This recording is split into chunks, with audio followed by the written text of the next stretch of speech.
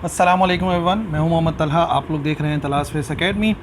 आज हम लोग ई कैट के पास पेपर्स में 2020 का पेपर सॉल्व कर रहे हैं और बारी है केमिस्ट्री के सेक्शन को सॉल्व करने की। स्टार्ट करते हैं with question number 1। Propyl alcohol upon oxidation gives. जब प्रोपाइल एल्कोहल ऑक्सीडेशन करता है तो वो क्या देता है? देखें, चाहे प्रोपाइल एल्कोहल हो या जो सा भी एल्कोहल हो, आपने ये बात याद रख लेनी है कि जितने भी प्राइमरी एल्कोहल हैं वो जब भी ऑक्सीडेशन करते हैं तो सबसे पहले वो एल्डिहाइड देते हैं और उसके बाद जो है वो कार्बोक्सिलिक एसिड देते हैं। यानी कि फ़िलहाल अगर हम देखेंगे कि प्रोपाइल एल्कोहल ऑक्सीडेशन कर रहा है तो सबसे पहले वो क्या देगा, तो याद रखिए सबसे पहले वो देगा प्रोपेनाइल एल्डिहाइड, ठीक है ना। और उसके बाद अगर और फर्दर ऑक्सीडेशन कराते हैं तो प्रोपेनोइक एसिड बन जाएगा, ठीक है। अच्छा, एसीटोन कब बनता है? जब आइसोप्रोपाइल को हम ऑक्सीडाइज कराते हैं तो फिर एसीटोन बनता है। लेकिन अगर सिर्फ प्रोपाइल अल्कोहल है तो इसका मतलब वो बनेगा a propane aldehyde. Question number 2। Nitrogen molecule is stable due to. Nitrogen molecule क्यों स्टेबल होता है, ये बात बतानी है। ए ऑप्शन है ट्रिपल कोवेलेंट बॉन्ड होता है, इस वजह से आयनिक बॉन्ड होता है, कोऑर्डिनेट कोवेलेंट बॉन्ड होता है, नन ऑफ दिस। याद रखिए नाइट्रोजन के अंदर आयनिक बॉन्ड तो होता नहीं है, ना ही कोऑर्डिनेट कोवेलेंट बॉन्ड होता है, और नन ऑफ दिस तो बहरहाल रह ही जाएगा। नाइट्रोजन मॉलिक्यूल के अंदर जो ट्रिपल कोवेलेंट बॉन्ड होता है, याद रखिए नाइट्रोजन मॉलिक्यूल उसी वजह से अच्छा खासा स्टेबल होता है। जो स्टेबिलिटी है नाइट्रोजन मॉलिक्यूल की वो ट्रिपल कोवेलेंट बॉन्ड की वजह से। Question number 3। From which process ammonia is prepared bye ammonium chloride. किस प्रोसेस के ज़रिए अमोनिया को हम प्रिपेयर करते हैं यूजिंग अमोनियम क्लोराइड? हाइड्रेशन होता है, हाइड्रोलिसिस होता है, टाइट्रेशन होता है या न्यूट्रलाइजेशन होता है?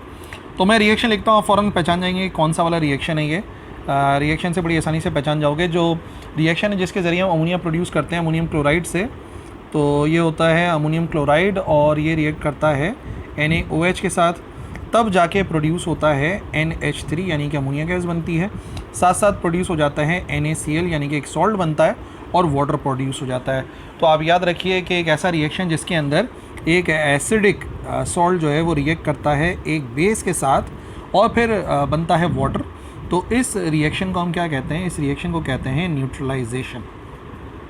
सो वो प्रोसेस जिसके ज़रिए अमोनिया प्रोड्यूस होता है with the help of ammonium chloride is neutralization. Number 4। Ammonal is mixture of aluminium and what. जो अमोनल होता है वो किस किस चीज़ का जो है वो मिक्सचर होता है एल्यूमिनियम के अलावा? ये जो अमोनल होता है ये आपको किस में मिलेगा? ये आपको मिलेगा एक्सप्लोजिव्स के अंदर, बम वगैरह के अंदर इस्तेमाल करते हैं। और वो बेसिकली जब हम एल्यूमिनियम को रिएक्ट कराते हैं एल्यूमिनियम नाइट्रेट के साथ, जो मिक्सचर है ना वो होता है एल्यूमिनियम और एल्यूमिनियम नाइट्रेट का, दिस वन। ये अमोनल बनता है जिससे एक्सप्लोजिव बनते हैं। Question number 5। When form aldehyde. जब फॉर्म एल्डिहाइड जो है वो फिनोल के साथ रिएक्ट करता है तो इसमें से कोई एक कंपाउंड बन जाता है, तो कौन सा होता है वो कंपाउंड? PVC बनता है, पॉलीथीन बनता है, बेकलाइट बनता है, या इनमें से कोई भी नहीं। तो याद रखिए फॉर्म एल्डिहाइड जब भी फिनोल के साथ रिएक्ट करता है तो बेकलाइट बन जाता है, हमारे पास सिंथेसाइज हो जाता है, जिसका मैं रिएक्शन ही बताता हूँ ताकि अगर थोड़ी बहुत कन्फ्यूजन हो तो वो दूर हो जाए। जो रिएक्शन होता है इसके अंदर सबसे पहले हमारे पास जो है वो फिनॉल होता है, ये आ गया हमारे पास OH, और फिर जो है ये रिएक्ट करता है हमारे पास, ये आ गया फॉर्म एल्डिहाइड, और फिर बन जाता है हमारे पास सबसे पहले पहला स्टेप जो होगा उस स्टेप के अंदर आप क्या देखेंगे, यहाँ पर OH रहेगा और इधर आ जाता है ये पूरा का पूरा CH2OH, ठीक है ना। वो जो हाइड्रोजन है वो भी इधर आ जाता है और फिर फाइनली ये दोबारा से जब रिएक्ट करता है, ठीक है, बेंजीन का स्ट्रक्चर पूरा बना लेना, मैं सिर्फ अभी रफली समझा रहा हूँ। जब ये OH और यहाँ पर आ गया CH2OH, ये अगेन रिएक्ट करता है फिनोल के साथ। अगेन जब ये फिनोल के साथ रिएक्ट करेगा तो फिर बेकलाइट बन जाता है। बेकलाइट के अंदर क्या ख़ास बात होती है कि हमारे पास दो जो है वो रिंग्स होते हैं, इधर OH होता है, इधर एक और रिंग होता है, इस रिंग में भी OH मौजूद होता है, और फिर दरमियान में क्या चीज़ आ जाती है यहाँ पे CH2। तो ये जो है चीज़ है यही बेसिकली बेकलाइट है, जो कि हमारे आंसर है क्वेश्चन नंबर 5 का। Question number 6। Aldehyde gives auto redox reaction in one of the following reaction. में से कौन सा रिएक्शन जो है उसके अंदर एल्डिहाइड ऑटो रिडक्स जो है वो रिएक्शन कराता है, ये आपने बताना है। तो याद रखिए वो जो रिएक्शन है वो होता है कैनिज़ारोज़ रिएक्शन, कैनिज़ारोज़ रिएक्शन के अंदर आप देखेंगे एल्डिहाइड जो है NaOH की मौजूदगी के अंदर ब्रेक हो जाता है अल्कोहल में और कार्बोक्सिलिक एसिड के अंदर। ठीक है, मैं रिएक्शन इसका लिख देता हूँ, कॉन्सेप्ट थोड़ा सा क्लियर हो जाएगा। वर्डिंग में लिख देते हैं कि इसमें होता क्या है, बेसिकली एल्डिहाइड होता है और वो aldehyde in the presence of base वो कन्वर्ट हो जाता है अल्कोहल में, और अल्कोहल के अलावा एक और चीज़ प्रोड्यूस हो जाती है और वो होता है कार्बोक्सिलिक एसिड। इस रिएक्शन को कहते हैं कैनिज़ारोज़ रिएक्शन। क्वेश्चन नंबर 7, वो मैकेनिज़्म जिसके ज़रिए बेंजीन रिएक्ट करता है उसे क्या कहते हैं?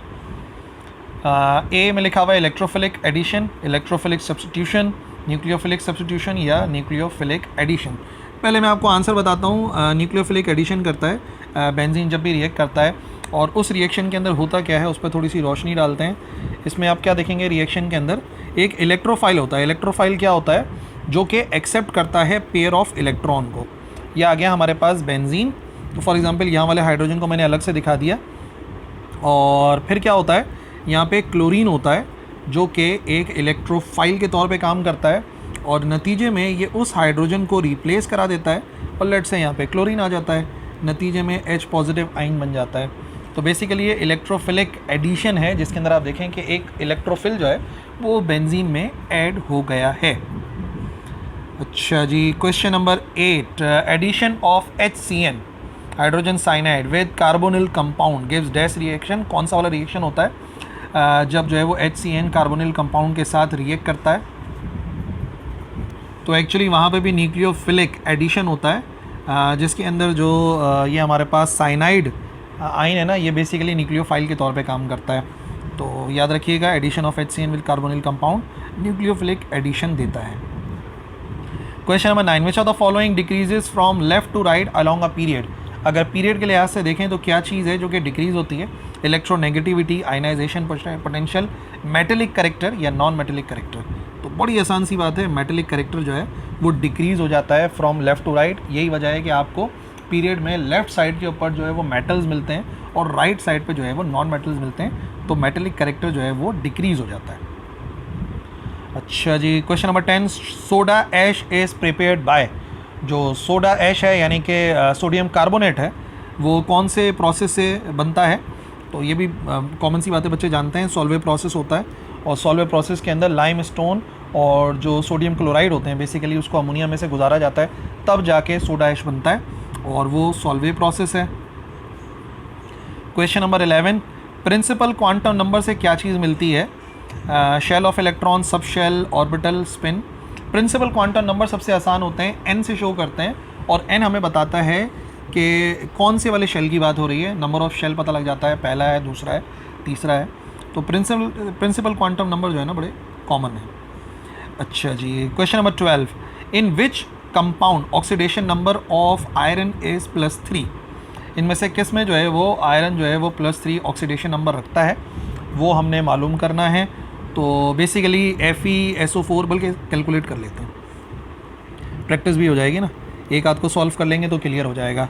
अगर FeSO4 की बात करें तो याद रखिए SO4 इसके लिए आ गया X अननोन है, प्लस SO4 का हमें पता है -2 होता है और टोटल 0 आ रहा है, तो इसका मतलब X बराबर होगा 2 के। तो FeSO4 के अंदर आयरन जो है वो +2 ऑक्सीडेशन नंबर रखता है।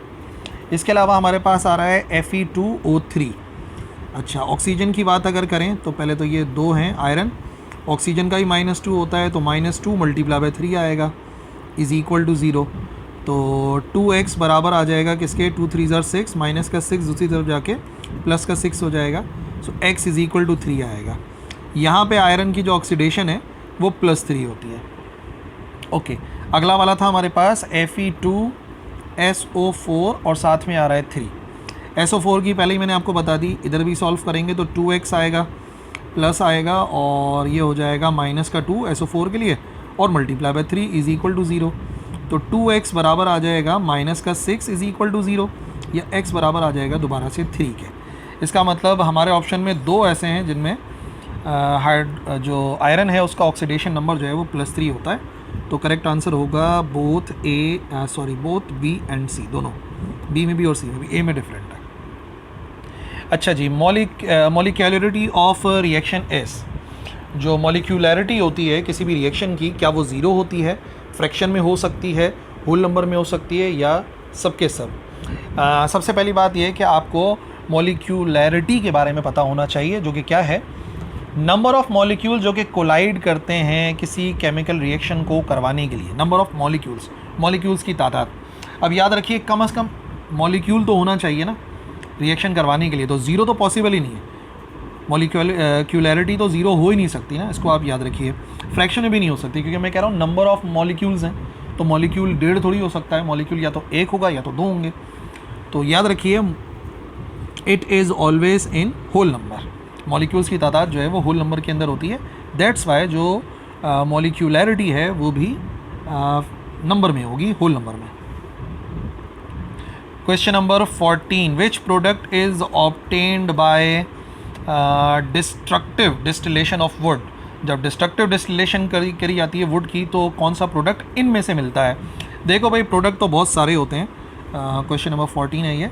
प्रोडक्ट तो बहुत सारे होते हैं, जैसे मिसाल के तौर पे आपको जो है वो तार मिलेगा, ठीक है, आपको तारपीन मिल जाएगा,